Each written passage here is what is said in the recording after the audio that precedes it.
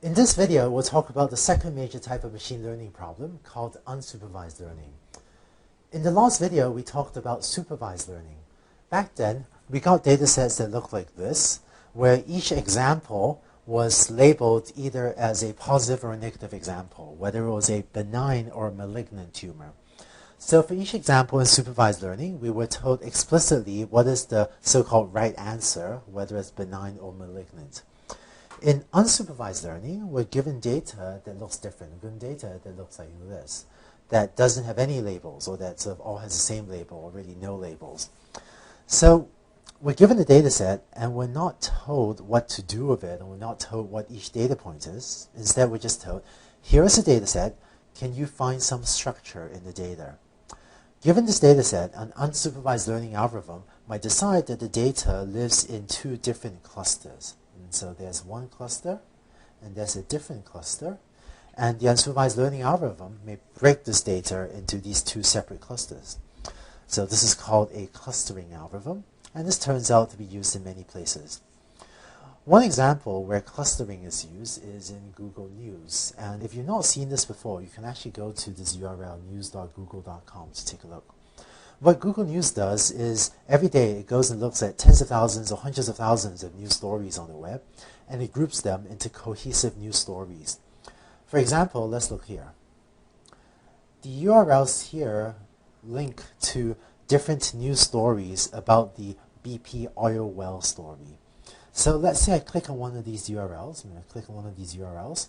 What I'll get to is a web page like this. Here's a Wall Street Journal article about the BP oil well spill story. So BP kills Macondo, which is the name of the spill.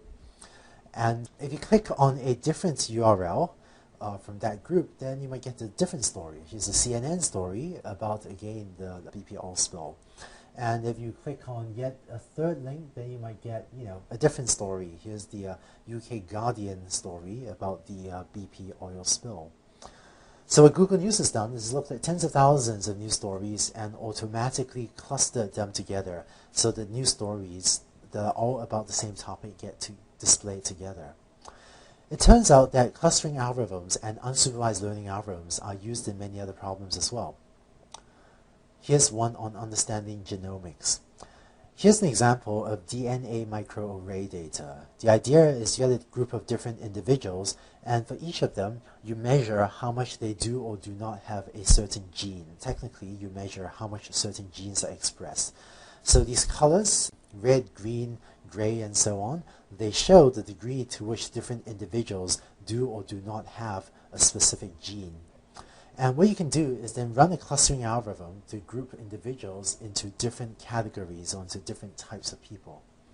So this is unsupervised learning because we're not telling the algorithm in advance that these are type 1 people, those are type 2 persons, those are type 3 persons, and so on.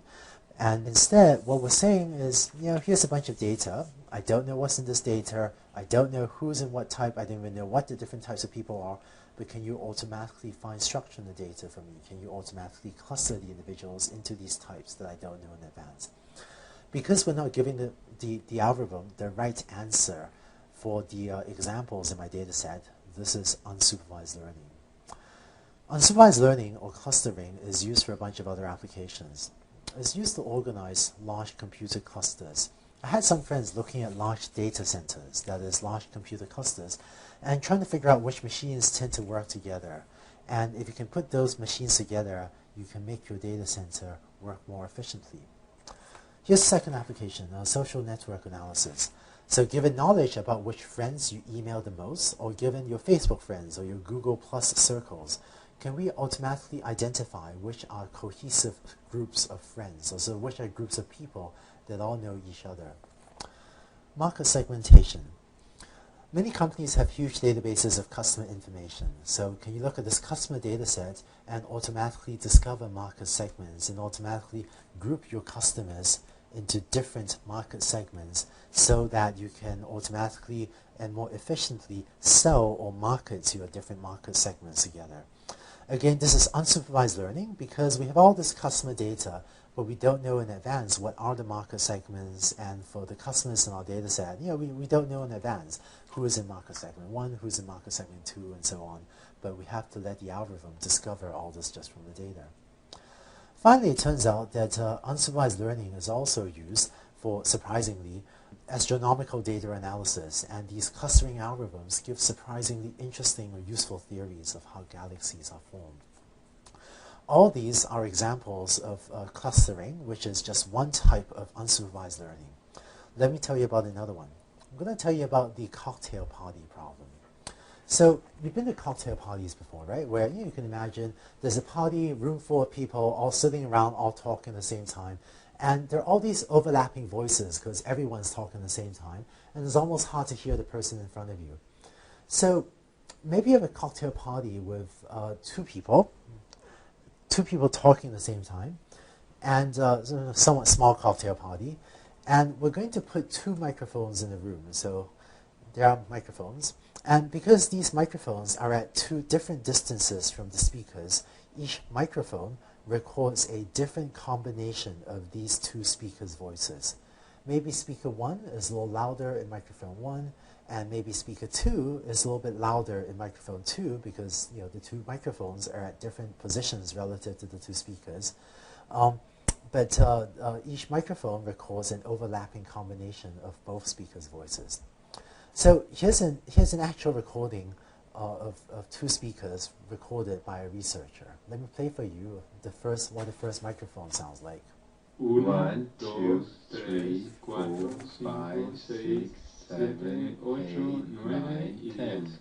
All right, maybe not the most interesting cocktail party is two people counting from 1 to 10 in two languages, but there you go. What you just heard was the first microphone recording. Here's the second recording. 1, 2, 3, 4, 5, 6, 7, 8, 9, y 10. So what you can do is take these two microphone recordings and give them to an unsupervised learning algorithm called the cocktail party algorithm, and tell the algorithm, find structure in this data for me. And what the algorithm will do is listen to these audio recordings and say, it sounds like the two audio recordings that are being added together or that are being summed together to produce these recordings that we had. Moreover, what the cocktail party algorithm will do is separate out these two audio sources that were being added or being summed together to form our recordings. And in fact, here's the first output of the cocktail party algorithm. 1, 2, 3, 4, 5, 6, 7, 8, 9, 10. So it separated out the English voice in one of the recordings, and here's the second output. 1, 2, 3, 4, 5, 6, 7, 8, 9, y 10. Not too bad, huh? To give you one more example, here's another recording of another similar situation. Here's the first microphone. 1, 2, 3, 4, 5, 6, 7, 8, 9, 10. Okay, so the poor guy's gone home from the cocktail party and he's now sitting in a room by himself talking to his radio. Here's the second microphone recording. 1, 2, 3, 4, 5, 6, 7, 8, 9, 10. When you give these two microphone recordings to the same algorithm, what it does is again say, it sounds like there are two audio sources, and moreover, the algorithm says, here is the first of the audio sources I found. 1, 2, 3, 4, 5, 6, 7, 8, 9, 10. So that wasn't perfect. It got the voice, but it also got a little bit of the music in there. Then here's the second output of the algorithm.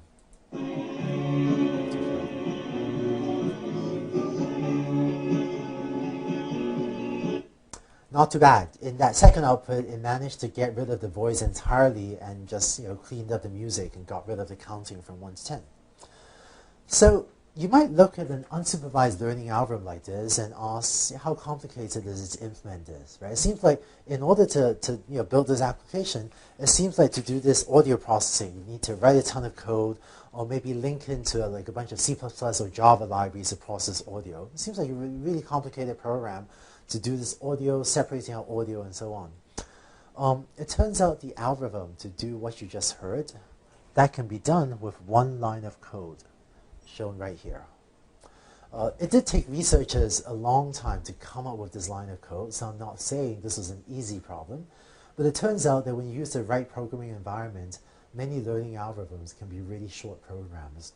So this is also why in this class we're going to use the Octave programming environment. Octave is free open source software, and using a tool like Octave or MATLAB, many learning algorithms become just a few lines of code to implement. Later in this class, I'll also teach you a little bit about how to use Octave, and you'll be implementing some of these algorithms in Octave, or if you have MATLAB, you can use that too. Turns out that in Silicon Valley, for a lot of machine learning algorithms, what we do is first prototype our software in Octave, because software like Octave makes it incredibly fast to implement these learning algorithms. Here, each of these functions, like for example, the SVD function, that stands for singular value decomposition, but that turns out to be a linear algebra routine that is just built into Octave. If you were trying to do this in C++ or Java, this would be many, many lines of code linking complex C++ or Java libraries. So you can implement this stuff in C++ or Java or Python, but it's just much more complicated to do so in those languages. What I've seen after having taught machine learning for about a decade now is that you learn much faster if you use Octave as your programming environment. And if you use Octave as your learning tool and as your prototyping tool, it will let you learn and prototype learning algorithms much more quickly.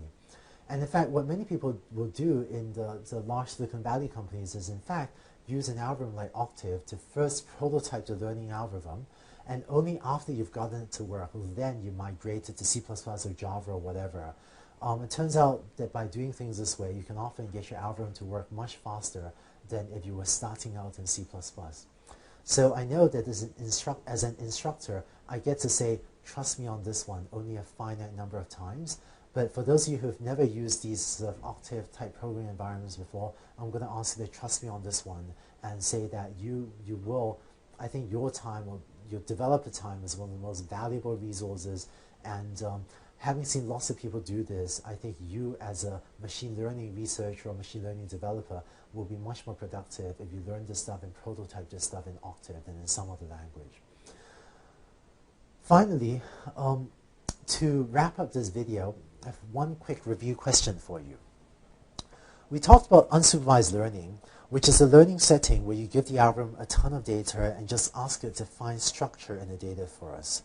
Of the following 4 examples, which of these 4 do you think would be an unsupervised learning algorithm as opposed to a supervised learning problem? For each of the 4 checkboxes on the left, check the ones for which you think unsupervised learning algorithm would be appropriate, and then click the button on the lower right to check your answer. So when the video pauses, please answer the question on the slide. So hopefully you remember the spam filter problem. If you have labeled data, of spam and non-spam email, we treat this as a supervised learning problem. The news story example, that's exactly the Google News example that we saw in this video. We saw how you can use a clustering algorithm to cluster news articles together. So that's unsupervised learning. The market segmentation example I talked about a little bit earlier. You can do that as an unsupervised learning problem because I'm just going to give my algorithm data and ask it to discover market segments automatically. And the final example, diabetes, well, that's actually just like our breast cancer example from the last video, only instead of good and bad cancer tumors or benign and malignant tumors, we instead have diabetes or not. And so we will use that as we will solve that as a supervised learning problem, just like we did for the breast tumor data. So that's it for unsupervised learning. And in the next video, we'll delve more into specific learning algorithms and start to talk about just how these algorithms work and how you can go about implementing them.